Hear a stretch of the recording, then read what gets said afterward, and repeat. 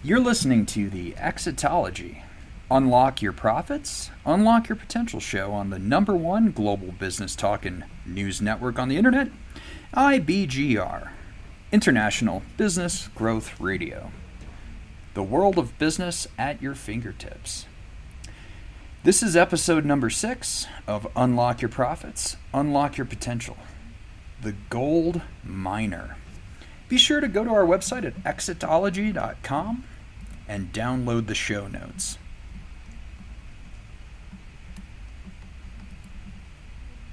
I want to talk today about the gold miner, maybe even the gold panner a little bit, and really just take us back in time a little bit into a different era that still speaks to us today. You know, human beings in the 1850s, 1860s, they were flesh and blood just like we are today. But the fact of the matter is they had it a lot harder than we do. And they went sometimes to what seemed like the ends of the earth to just make a living for their family and survive. And so we're going to talk a little bit about the gold miner and the gold panner, the prospectors of the age. And if you didn't catch our previous episode, you know, we're going back in time to a little town.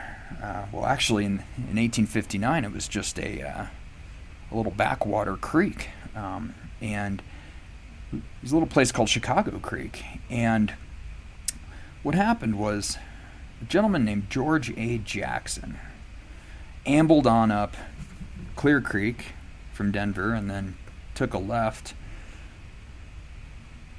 and he found gold. Found a couple gold nuggets. He was doing some gold panning.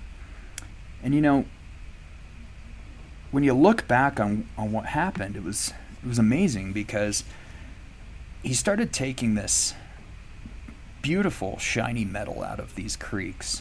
And as the word spread that there was gold up there, very quickly it went from a place where a few American Indians were running around and a place where a couple mountain men were running around to 25,000 people crawling around these hills, building roads, building tunnels, hundreds upon hundreds of tunnels, mining claims, up to the point where very rapidly an entire town and an entire infrastructure going up and down this canyon all the way down to Denver was created. And the reason I'm telling you all of this is because the past is prologue. And you've heard this saying before, the past is prologue. Well, what does that mean? It means we can learn a lot from the last 100 years of history.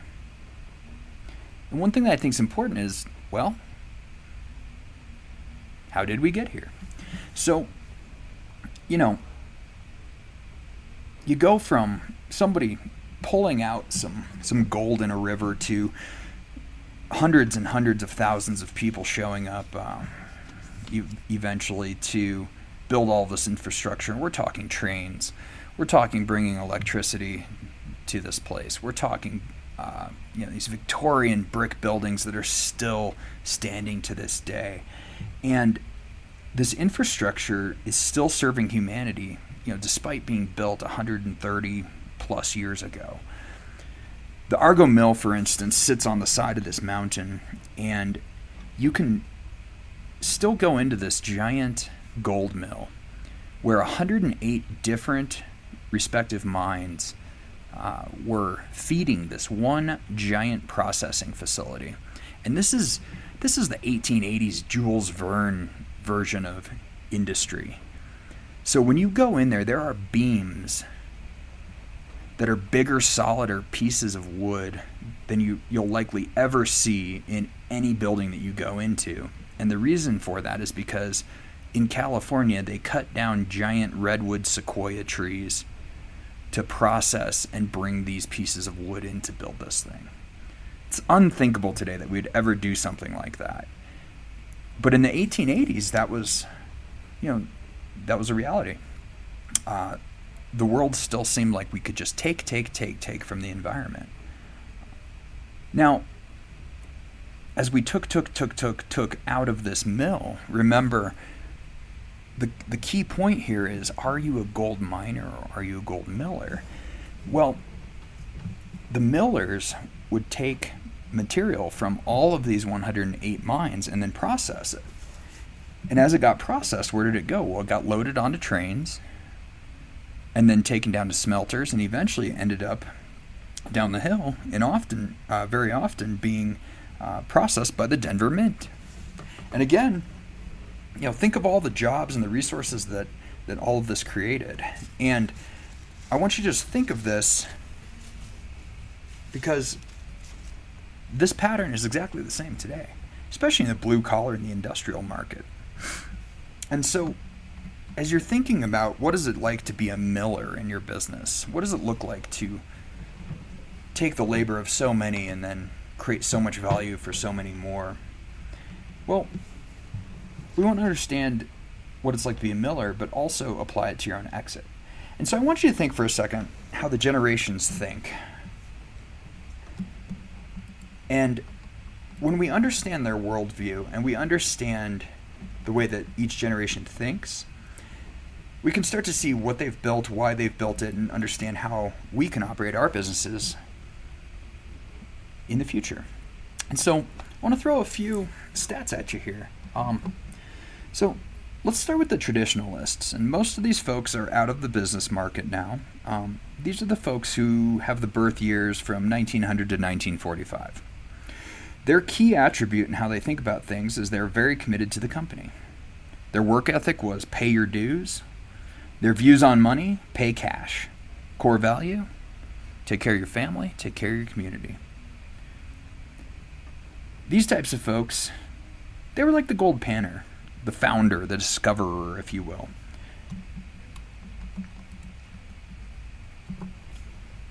One of the lessons that one of my friends' grandpas taught him, a traditionalist, he said, figure out which way the money flows and make sure it flows to you. Then you can take care of your family or community. So I thought that was pretty cool. Now, if that's the gold panner, who's the gold miner? Well, that's the baby boomers. Their birth years from 1946 to 1964. What's their key attribute? The ability to handle crisis. You think of a gold miner, if you started to hear those knocks like that, they call them the Tommy knockers. And they were said to be these little troll-like people.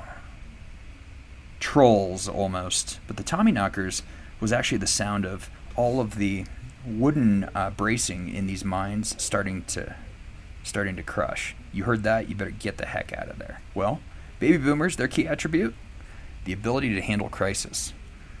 Their work ethic, just like the gold miner, 60-hour work week plus. Their view on money, buy now, pay later. I've heard stories of these gold miners and how they partied and how they lived their life in the West. Let's just call it fast and loose.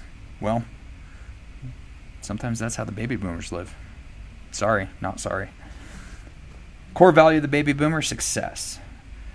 So, this is the gold miner, right? Keep digging. There's more gold. Success is just 3 more feet away. Most of these people are still working today because there's always another crisis to solve. There's always, and we get the most value internally to handle those crises. So we feel valuable. Gives the baby boomers more to do, more success to work on. And many don't even retire, at least not willfully. So keep that in mind as we're talking about exiting your business, especially if you are a baby boomer. Then you have Generation X. This is the gold miller. I'll be interested to see if I get pushback on any of these, but birth years 1965 to 1980. Why do I say this is a gold miller, though? Well, it's for these 2 reasons. First, the key attribute of the Generation X folks cohort is the work-life balance. Very different than the baby boomer. So, work-life balance looks like, how can we all achieve success, but also have a life outside of work? Very different than the baby boomer. And so the work ethic, what does that look like? Work smarter, not harder. And you contrast that with the miner. when I ask you if you're being a miner or a miller. What's a miner do?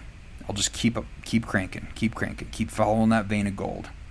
If I work 2 more hours every day, 5 days a week, all month long, there's an extra work week that I just created. More gold, more, right? Generation X says, let's be the miner. Or miller, rather. Let's work smarter, not harder. Let's have a bunch of miners work harder for us, right? What is their view on money? Save, save, save. Which does make some sense because their core value is time. So that's the gold miller. Now, if you're working as a miner in your business, it becomes imperative that you look to work yourself out of a job.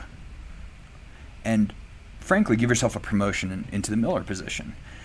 And the reasons for that are these different scary statistics, and I've shared these with you, and I'll share them with you again. And, one of them are just all of the D's, as we call them. Divorce, disability, disagreement, disruption, death, disease. These are all things that if you're working 60 hours a week, you might not see them coming, but they can sneak up and get you. And the chances of experiencing one of those in the next 5 years is very, very high. Think like 80% high. The other situation is, 40 and 1. 40 people are in a room. One of them will be happy if they exit their business a couple years later. And it's because they didn't do the work, the mental work, to come at the business problem and come at their business from the awareness of a miller. So I invite you to do that.